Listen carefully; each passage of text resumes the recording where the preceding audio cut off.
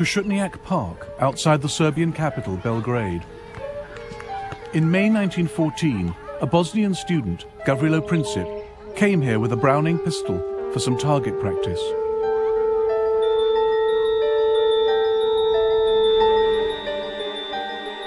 Princip was 19 years old. According to his instructor, he was not a very good shot. Other students were much more confident. Whenever Princip missed the target, people standing around would laugh at him. That would drive him to tears. Out of sight in the forest, he had a chance to get his eye in, shooting at trees. His ultimate goal was far more ambitious. I am an adherent of the radical anarchist idea, which aims at destroying the present system through terrorism. In 1914, Princip's wish was granted.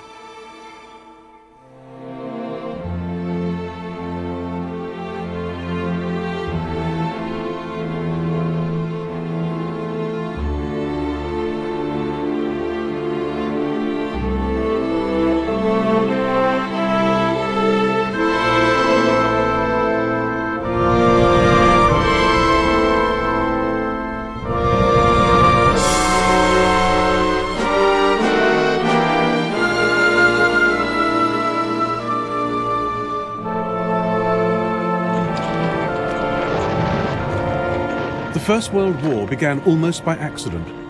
It ended just as strangely.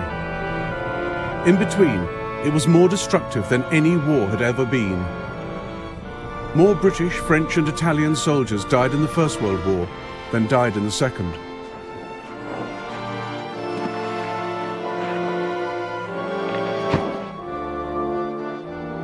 It was the first genuinely global conflict, fought not just on the fields of France and Flanders, but up mountains, across deserts, at sea and in the air.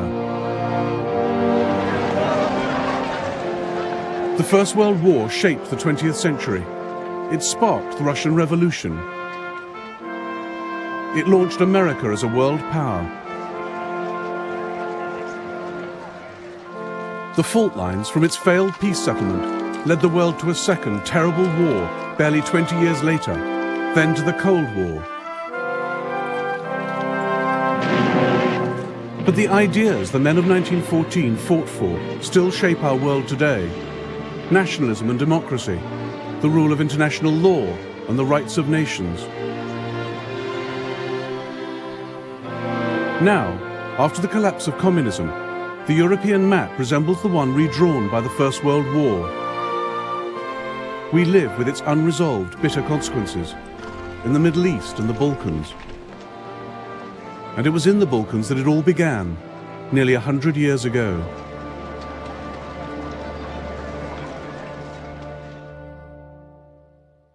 At the start of the 20th century, as at its close, the Balkans were the most unstable part of Europe. Here, three great empires fought for power and influence: the Austro-Hungarian, the Russian, and the Ottoman.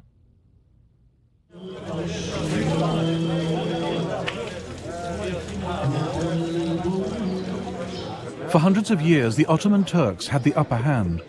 Serbia, Bosnia, Albania were under their control.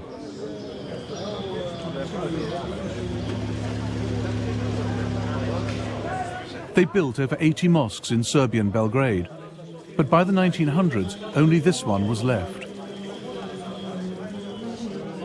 Serbia had thrown the Turks out and set herself up as an independent Slav kingdom.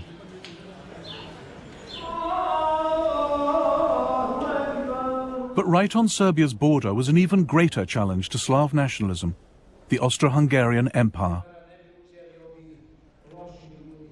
The old Turks of the south have gone, but new enemies come from the north, more fearsome and dangerous than the old. They want to take our freedom and our language from us and crush us.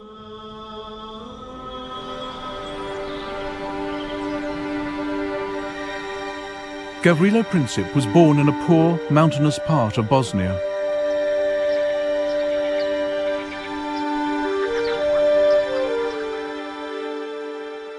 His house was destroyed in the Balkan Wars of the 1990s.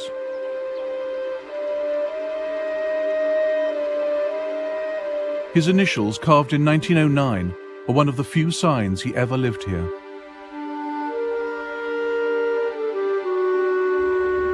The year before, control of Bosnia had been wrested from the Turks by the Austro-Hungarians, the enemy Princip wanted to destroy.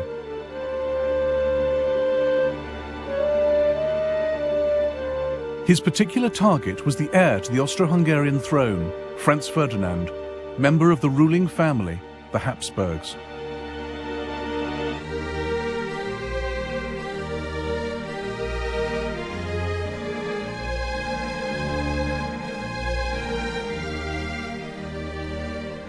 That extraordinary empire, known as the Austrian-Hungarian dual monarchy, is less an empire, or a kingdom, or a state, than the personal property of the Habsburgs, whose hereditary talent for the acquisition of land is recorded on the map of Europe today.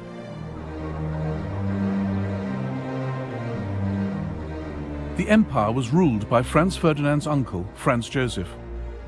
He sat on two thrones, as Emperor of Austria and King of Hungary. By 1914, he'd been in charge for 66 years.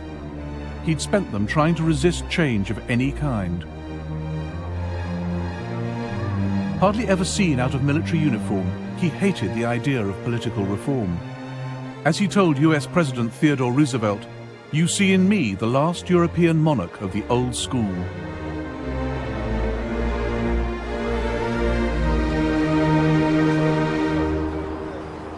Austria-Hungary was a key part of European security, a multinational empire keeping the peace on the borders of the West. The capital, Vienna, was one of the great cosmopolitan centers of Europe.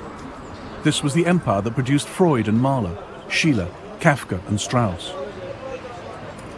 It contained at least 10 different nationalities, not just Austrians and Hungarians, but Czechs, Slovaks, Poles, Romanians, Italians, Croats and Bosnians. A guide was prepared by the British Foreign Office to help work out who was who. Teutons, anti-Slav, vigorous and very wooden and hard-headed, shy and suspicious, manly and close-fisted. patriotic. Very tall, big noses. Slovaks, ignorant but artistic. Ruthenes, savage and ignorant, but Czechs, musical. energetic, forceful, intensely... But it was also an empire in a state of constant crisis. Poles, all for Polish independence. Bosnian Serbs, pro-Yugoslav. Italians, anti-Austrian. In all the empire, only the Hungarians and Austrians had any real power, and the Hungarians refused to share it with the rest.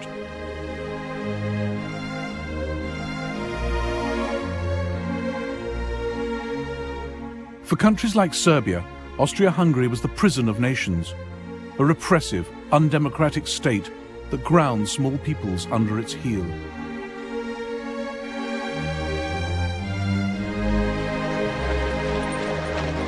In 1905, there were nationalist demonstrations in Vienna.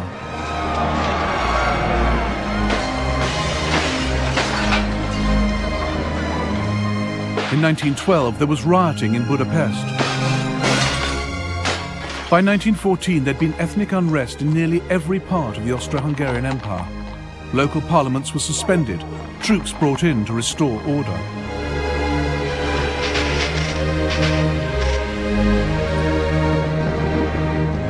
Austria-Hungary's domestic problems gave opportunities to her enemies.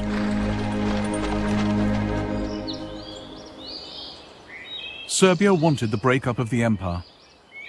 She welcomed national unrest, particularly in Croatia and Bosnia.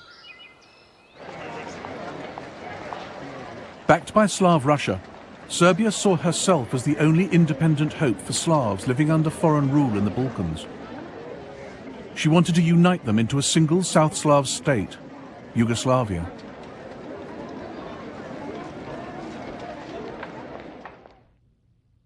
Dragutin Dimitrievich was an officer in the Serbian army. He opposed any kind of friendship with Austria.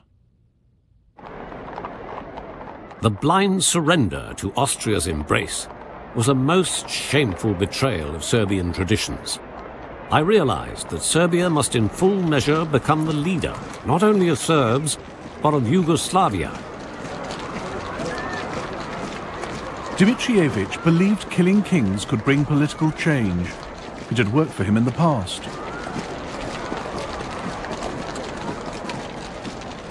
In 1903, he led a palace revolution, killing the old king of Serbia, who was too close to Austria for the army's liking, and installing a new one. The crowds expressed enormous joy. They stuck flowers and leaves in their caps. Windows were decorated with banners, flowers, garlands. Belgrade was celebrating. The rest of the world was horrified at Serbia's bloody coup. Serbia was treated like a rogue state, a nest of revolutionaries, one foreign minister complained. Only 2 countries sent ambassadors to King Peter's coronation: Russia, Serbia's greatest ally, and Austria, her greatest enemy.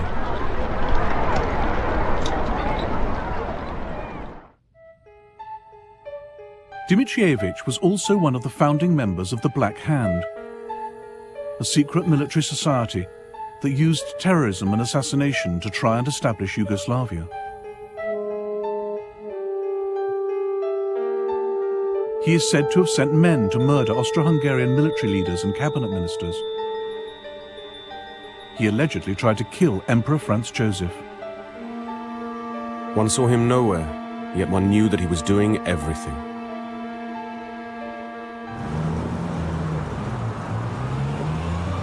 By the spring of 1914, Gavrilo Princip was also in Belgrade, talking revolution with his friends.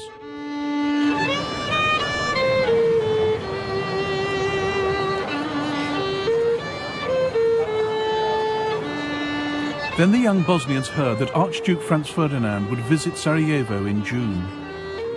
Here was their chance to match deeds to words. Luckily for them, their plans reached the ears of Dimitrievich and the Black Hand.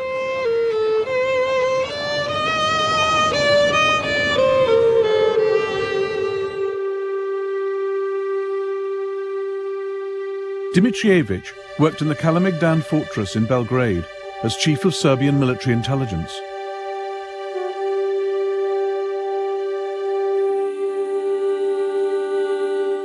In the spring of 1914, Major Voja Tankasic, also in the Black Hand, walked into his office with a question. I've got some Bosnian youths pestering me. These kids want to pull off some great deed at any cost. They've heard that Franz Ferdinand is coming to Bosnia and have begged me to let them go there. What do you say? I've told them they cannot go, but they give me no peace.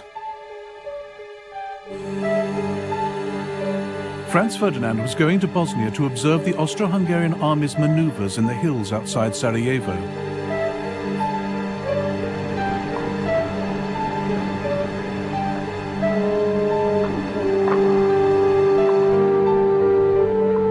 As intelligence chief, Dimitrievich feared these maneuvers were a smokescreen, that what Franz Ferdinand really planned was an invasion of Serbia.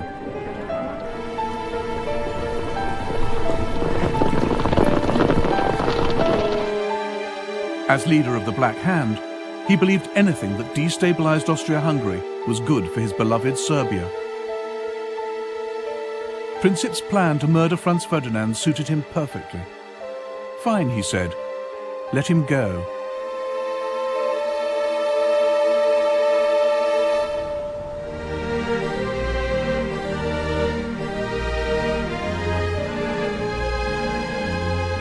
Unlike Gavrilo Princip, Archduke Franz Ferdinand was an excellent shot. One of his castles, Konopishte, in what is now the Czech Republic, is full of the evidence. By the age of 50, he'd shot 5,000 stags, as well as 200,000 other animals, all carefully numbered. Anyone who disturbed the Archduke's peace at Konopishte by trespassing on his land, as unsuspecting trippers sometimes did on Sundays, had to reckon with being shouted at by an irascible and almost apoplectic proprietor, who threatened to shoot anyone who dared set foot in his grounds a second time. By 1914, Franz Ferdinand was emperor in waiting. Everyone knew it couldn't be long before his uncle died. Even the official portrait was ready, Franz Ferdinand with the stars and sash only the emperor could wear. He had no time for the etiquette and convention that hemmed in the Vienna court. He defied his uncle by marrying Sophie Hotek, who was not of royal blood.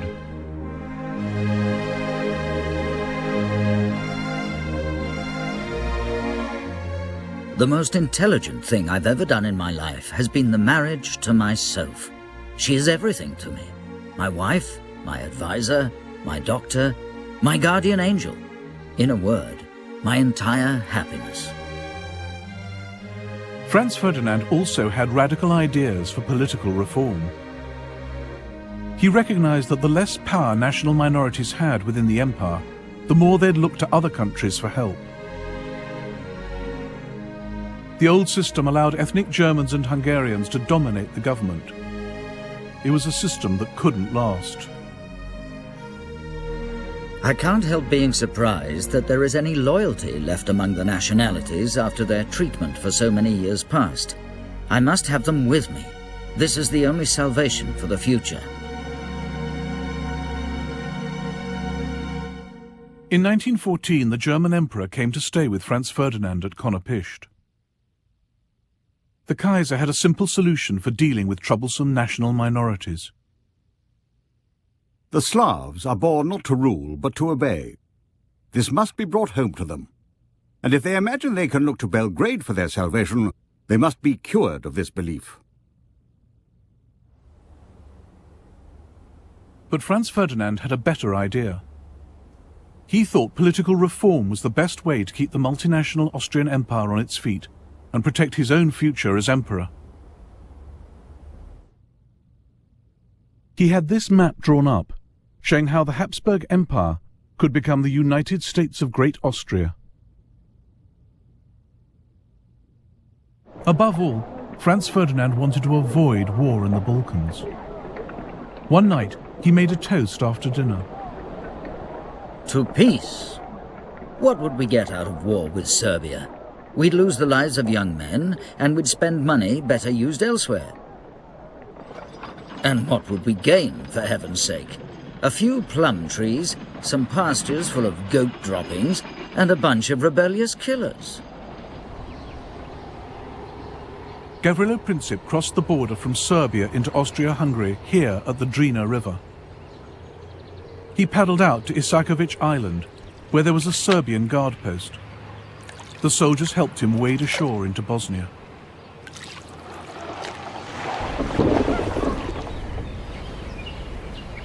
From here, he made his way to Sarajevo, where he met up with 6 others in on the plot. The Serbian Major Tankasic had supplied them with 4 pistols, 6 bombs, and suicide pills in case of capture. They were already in Sarajevo when Franz Ferdinand arrived outside the capital on the 25th of June. They planned to attack him 3 days later as he drove from the railway station to the town hall. One would be stationed at the first bridge on this road.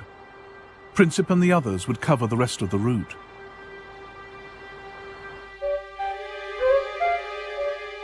Franz Ferdinand chose the date of his visit badly. Sarajevo was decked in flags for the occasion, but the 28th of June was Serbian National Day, a natural focus for hatred of the Habsburgs, as the Serbian ambassador to Vienna warned.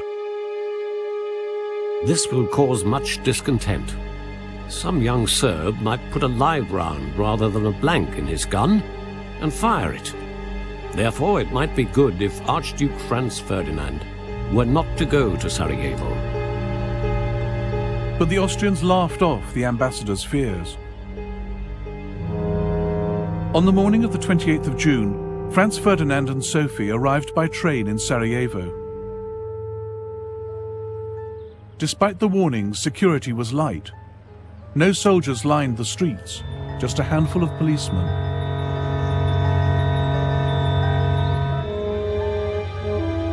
The royal car was a Greffenstift Tourer, At Franz Ferdinand's request, it travelled with the top down, very slowly, so the crowds could see him and he could see the sights.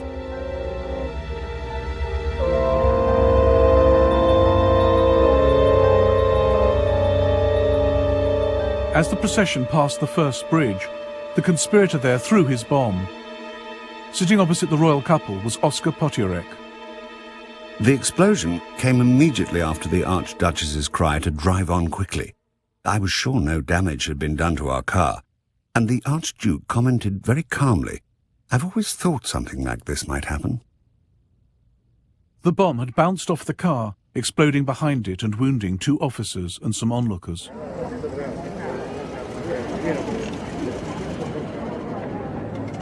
Franz Ferdinand stopped to ask after the casualties before hurrying on to the town hall.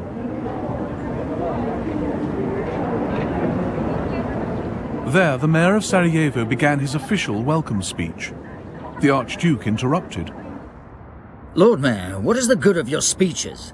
I come to Sarajevo on a friendly visit and someone throws a bomb at me. This is outrageous. So far, the young Bosnian's plans had gone badly wrong. Franz Ferdinand was alive, official security was now on high alert. Gavrilo Princip turned to go home, stopping on the corner of Franz Joseph Street to buy a sandwich. Then his luck changed. Franz Ferdinand had left the town hall. He should have been driven straight along the river, travelling too fast to give any other assassins a chance. But his driver took a wrong turn at the corner of Franz Joseph Street.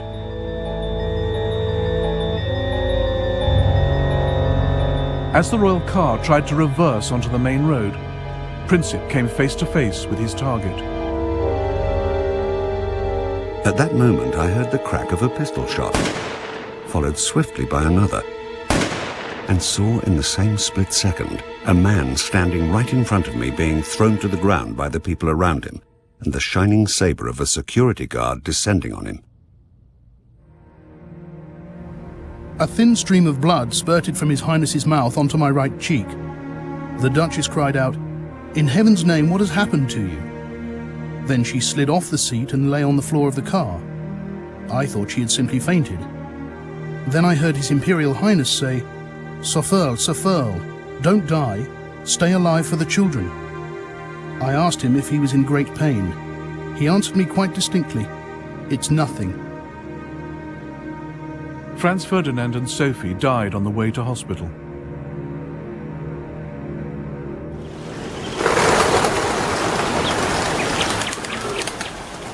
The people of Sarajevo didn't know that a clutch of Serbian army officers had secretly sponsored the assassination.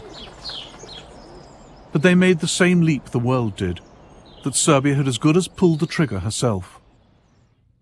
The pro-Austrian element in the crowd went wild. The excitement of the moment turned into fury against everyone and everything Serbian. Serbian shops, schools and churches were smashed and looted. The streets choked with furniture, clothes, bicycles, books, even icons and crosses, twisted and befouled, lying in heaps in the gutters.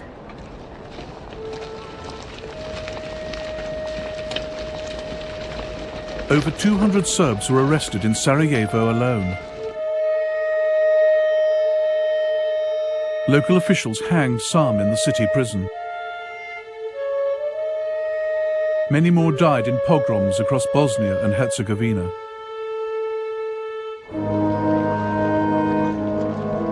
The funeral of Franz Ferdinand and Sophie was held in Vienna on the 4th of July. Oscar Potiorek had already written to the Foreign Ministry, calling for Austria-Hungary to take revenge against Serbia.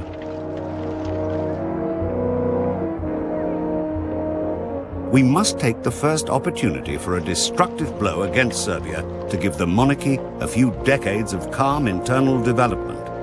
Serbia must learn to fear us again.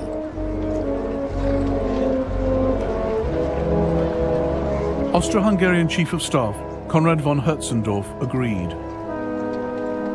This is not the crime of a single fanatic.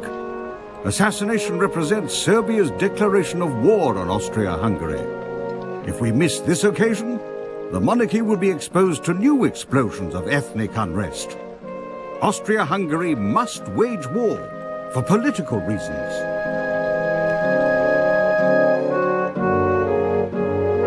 In life, the Crown Prince had been a champion of peaceful coexistence with Serbia. In death, he was becoming a cause for war.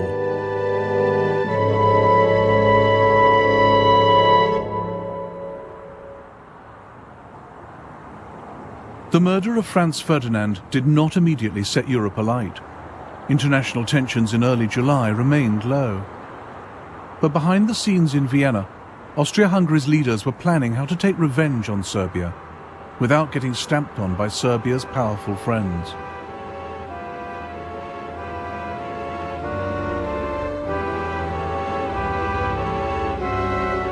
Even before the assassination, Army Chief of Staff Konrad von Hötzendorf had pressed for war against Serbia no fewer than 20 times. Now he made his case again. I expressed to His Majesty my opinion that war with Serbia was unavoidable. That is entirely correct, said His Majesty. But how are you going to wage war if everyone, in particular Russia, is going to attack us? We have backing from Germany, I replied. His Majesty gave me a searching look and said, "Can you be certain of that?" This was the moment when what could have been just another war in the Balkans began to turn into the First World War. Austro-Hungarian Emperor Franz Joseph now asked the German Kaiser for support. On the 6th of July, he got just the answer he wanted. The German government is of the opinion that we must decide what is to be done. Whatever we decide, we may always be certain that we will find Germany at our side, a faithful ally and friend of our monarchy.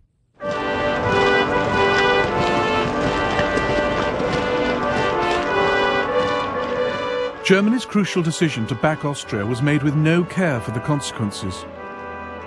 Neither the Kaiser nor his senior political and military leaders took any steps to find out what Austria-Hungary had in mind. It was an extraordinary oversight, because nothing in the Balkans happened in isolation. Europe was divided into two camps. On one side were Germany, Austria, Hungary and Italy. On the other were France and Russia. War with one could mean war with the others. No one knew how Russia would respond if one of the leading Balkan countries was attacked. She might go to war with Austria to protect Serbia. Then Germany would have to fight to protect Austria.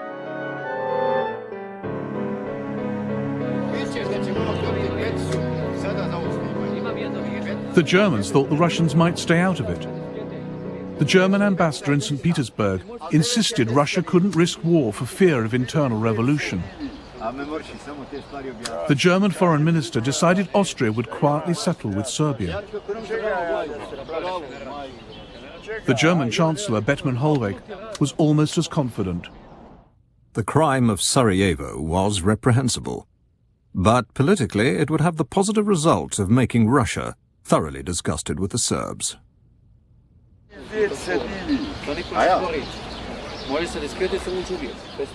It was Germany's confident support that pushed Austria forward. But far from plunging the world into war in 1914 out of aggression, Germany was just nudging it closer out of incompetence and wishful thinking. The Kaiser was so sure no war was brewing that he went on holiday.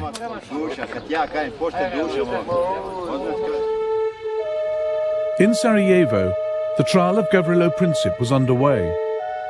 The court had plenty of evidence to prove that Serbian army officers had helped him, and with Germany's unconditional support, that was enough for Austria.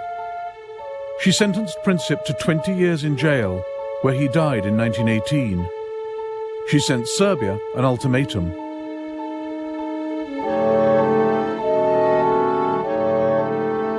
This document was Austria's excuse for war. It was filled with demands so extreme and insulting that Serbia could never accept them. But just in case they did, the Austrian ambassador in Belgrade was ordered to reject any reply as unacceptable. He delivered the ultimatum at 6 p.m. on the 23rd of July 1914. Slavko Mihailovich was a Belgrade doctor. The news of the ultimatum spread quickly, and soon there was a real alert. Streets and bars were crowded with anxious people.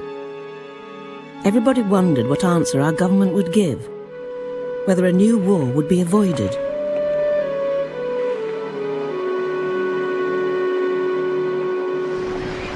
Austria's ultimatum caught the world's diplomats napping. The French government, the French press, and public opinion have been inconceivably surprised. Paris is almost dead. All the ambassadors but one are out of town. The Italian ambassador is in Ireland. The Kaiser was on his yacht in Norway when the text of the Austrian ultimatum arrived. The Kaiser arrived on deck as usual after breakfast and said to me, I was still holding the wireless message, "That's a pretty strong note for once in a while." "It certainly is," I replied, "but it means war." Whereupon the Kaiser observed that Serbia would never risk a war. She might not have risked it on her own. But on the 24th of July, the Serbian regent, Prince Alexander, telegrammed Russia for help. In St. Petersburg, the Russian foreign minister spoke frankly to the British ambassador. Austria would not have acted so aggressively without the consent of Germany. I hope the British government would declare itself on the side of France and Russia without delay. Russia was convinced that Germany was warmongering. On the 26th of July, she called up her reserves. This was the second key stage of the crisis, as Britain's Foreign Secretary Edward Grey warned on the 28th. From the moment the dispute ceases to be one between Austria-Hungary and Serbia and becomes one in which another great power is involved, it cannot but end in the greatest catastrophe that has ever befallen the continent of Europe. Austria-Hungary declared war on Serbia that same day. The first shots of the war were fired from here, the Austrian fortress of Zemun, just across the river from Belgrade. In the dead of night, Major Voja Tankasic had the Black Hand blow the only railway bridge. Windows shattered to smithereens, and broken glass covered the floor. Patients started screaming. Then there was another explosion, and another one. So it was true. The war had begun.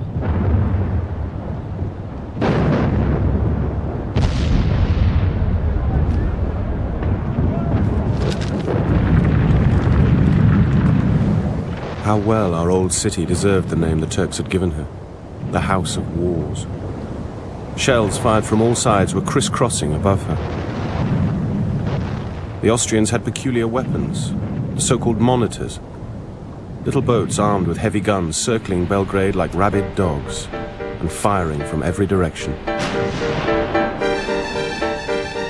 It was still only a war between Austria-Hungary and Serbia. And on the 29th of July, as the shells fell on Belgrade, there was a final attempt to keep it that way. A series of last-minute telegrams flashed across Europe. Tsar to Kaiser, cousin to cousin. Dear Willie, an ignoble war has been declared on a weak country. The indignation in Russia is enormous. Dear Nicky, I am exerting my utmost influence on the Austrians. I confidently hope you will help me to... Dear Willie, my troops shall not take any provocative action. But by now the crisis was beyond the control of monarchs or politicians. It was in the hands of the military. From the moment Russia mobilized her army, German generals knew their own clock was ticking.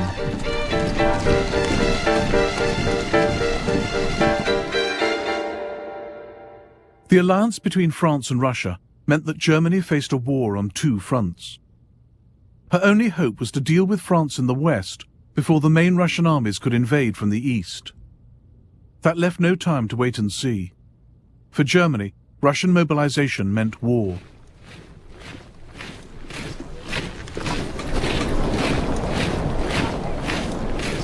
Germany hadn't looked for a fight. Her generals knew a European war would be long and devastating, even for the victors. But if it was going to happen, they thought, better sooner than later. According to all competent observation, Russia will be prepared to fight in a few years. Then she will crush us by the number of her soldiers. Then she will have built her Baltic Sea Fleet and strategic railways. Our side, meanwhile, will have grown steadily weaker. On the 1st of August, Germany declared war on Russia. 2 days later, she declared war on Russia's ally, France.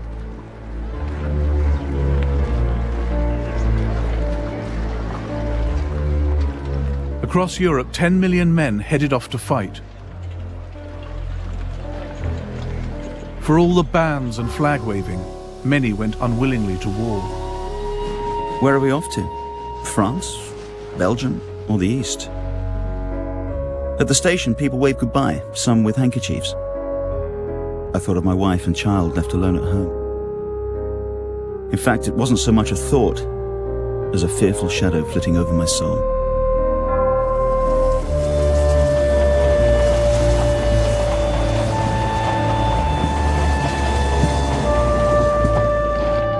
God, how long is this town? My bayonets digging in, my collars strangling me. But when I look up, I see a pretty girl. She was so full of admiration, so moved by it all that I realized we've got to look handsome and walk tall. Off we march to the sound of shrill brass. Although where we're going, you die. You're defaced, hacked up, torn apart. All down the line, my comrades straighten up at the sight of her.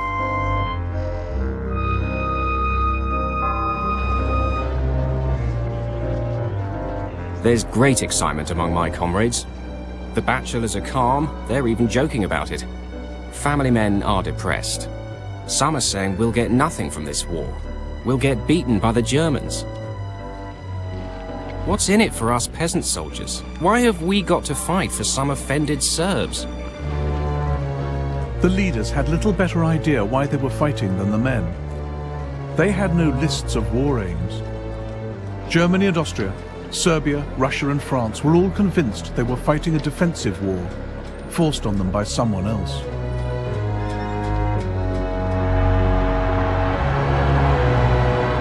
The only great power in Europe still on the sidelines was Britain.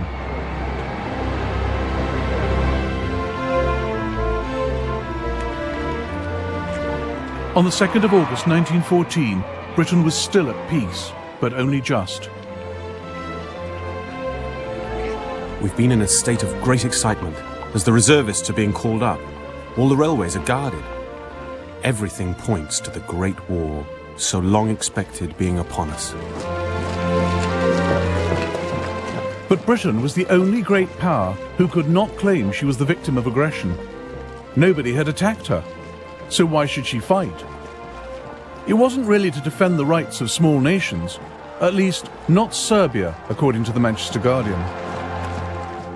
If it were physically possible for Serbia to be towed out to sea and sunk there, the air of Europe would at once seem cleaner. Nor was Britain bound by treaty obligations, as the Foreign Secretary Edward Grey assured Parliament. We are not parties to the Franco-Russian alliance. We do not even know the terms of the alliance. But in private, Grey and other leaders knew that Britain had to fight. If Britain stayed neutral, the war would still threaten the country's vast empire, its global trade and security. And Britain needed to stay on friendly terms with France and Russia. Even in peacetime, she was not powerful enough to defend her empire against everyone. In Africa and India, the safety of Britain's colonies depended on French and Russian goodwill. In 1914, Britain feared her friends just as much as her enemies. If we fail Russia now, we cannot hope to maintain that friendly cooperation with her in Asia that is of such vital importance to us. Above all, Britain could never afford to have Europe dominated by a triumphant Germany. If Germany overran the Channel ports, Britain's control of the seas would be under threat. Prime Minister Herbert Asquith took a pragmatic view. It is quite against British interests that France should be wiped out. At 11 p.m. on the 4th of August, Britain declared war on Germany. It was like awaiting the signal for the pulling of a lever which would hurl millions to their doom. The deep notes of Big Ben rang out into the night, the first strokes in Britain's most fateful hour since she arose out of the deep. Every face was suddenly contracted into a painful intensity. It's horrible to think of all the suffering which may follow our mobilization. I suppose the less one thinks of it, the better. We never talk of death and very seldom think much about it. It's when everyone is asleep and you are awake that sometimes you look into the future and wonder. The British government had a war book listing all that had to be done in an emergency.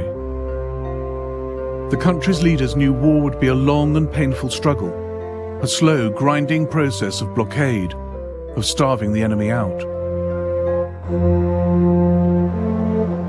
But most civilians had no idea what they were getting into. Across Europe there was a run on the banks. The war couldn't last longer than a year, the French finance minister told a British general, because the money to pay for it would run out.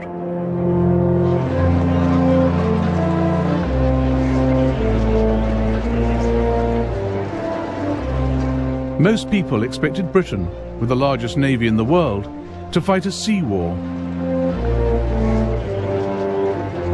The Foreign Secretary reassured the nation. For us, with a powerful fleet, which we believe able to protect our commerce, to protect our shores, and to protect our interests, if we are engaged in war, we shall suffer but little more than we shall suffer if we stand aside.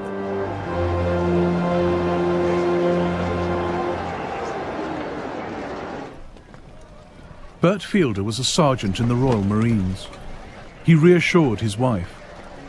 My dear Nell, I don't think this war is going to be half as bad as people expect it to be. You see, it's not a hard job for England, so there's no need to worry yourself. As long as I can keep you informed as to where I am, it'll all be all right. But the weapons with which the world went to war were so new that few had ever been fired in anger. Countries were armed with battleships and submarines less than 10 years old. Nobody really knew how to use them. All the European powers had been stockpiling new artillery, machine guns, explosive shells. But none had fought a major war in Europe for over 40 years.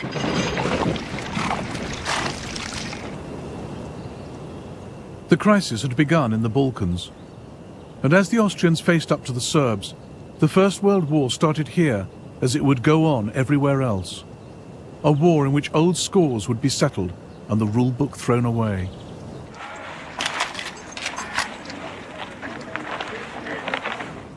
The war is taking us into a country inhabited by a population inspired with fanatical hatred towards ourselves. An attitude of extreme severity, extreme harshness and extreme distrust is to be observed towards everybody. In some sectors, Serbian civilians did fight a guerrilla war, not in uniform, not in the regular army. It was hard for the Austrians to tell who was a real enemy, who was not. But their reprisals against the Serbian people were vicious.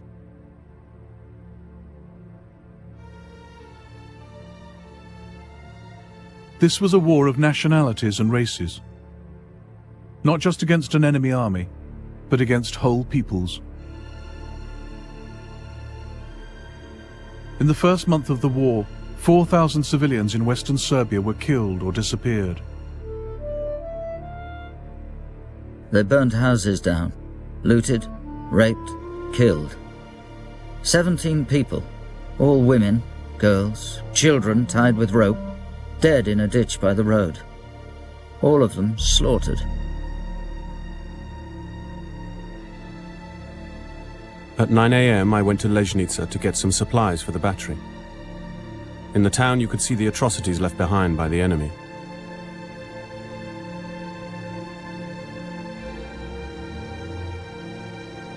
Ten people, some children among them, had been hanged near the church. About 100 people, their throats cut at the railway station. A terrible sight to cast your eyes on.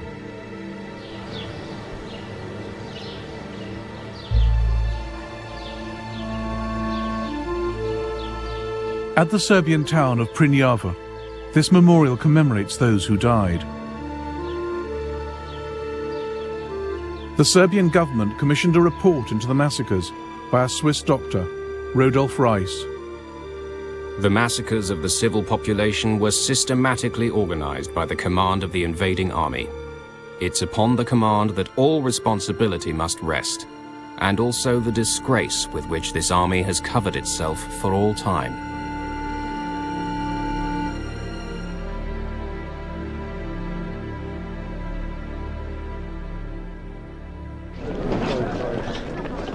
Austria-Hungary was far less ruthless when it came to fighting the Serbian army.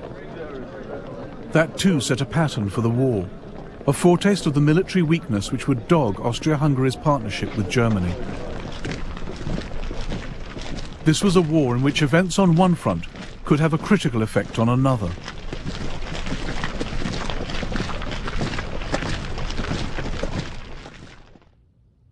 Germany was relying on her ally Austria-Hungary to hold the Eastern Front. With Russia massing on her borders, Germany was horrified to learn Austria had concentrated her reserves not against Russia, but down in the Balkans to deal with Serbia. Meanwhile, the main Serbian army had marched up from the south of the country, gathering numbers as it went. On the 12th of August, it finally met the Austrians at Ser Mountain.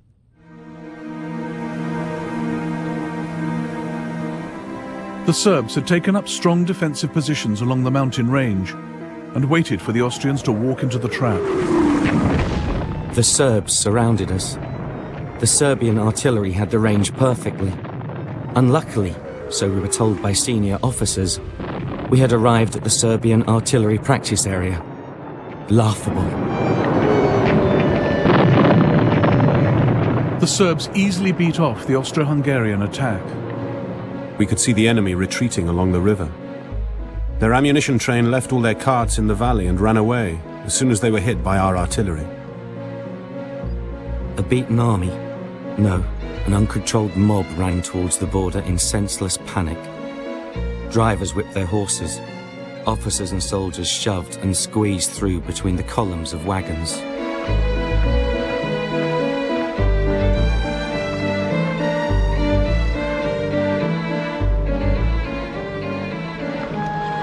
Austro-Hungarian prisoners captured in the first Allied victory of the war. Austria had thought Serbia would be a pushover, swift revenge for the murder of Franz Ferdinand. But Serbia had scattered the Austrian army.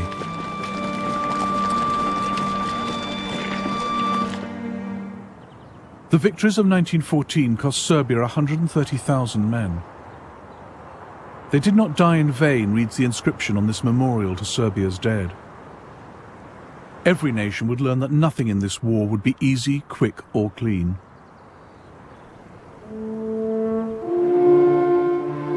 On the Western Front, a French ambulance driver wrote to his son, "Do you ever think of your daddy, walking day and night over ploughed fields and getting very used to shells exploding all over the place? I'd really like to hear from you. How's school? Don't be too quick to learn the geography of Europe. I think it's all about to change."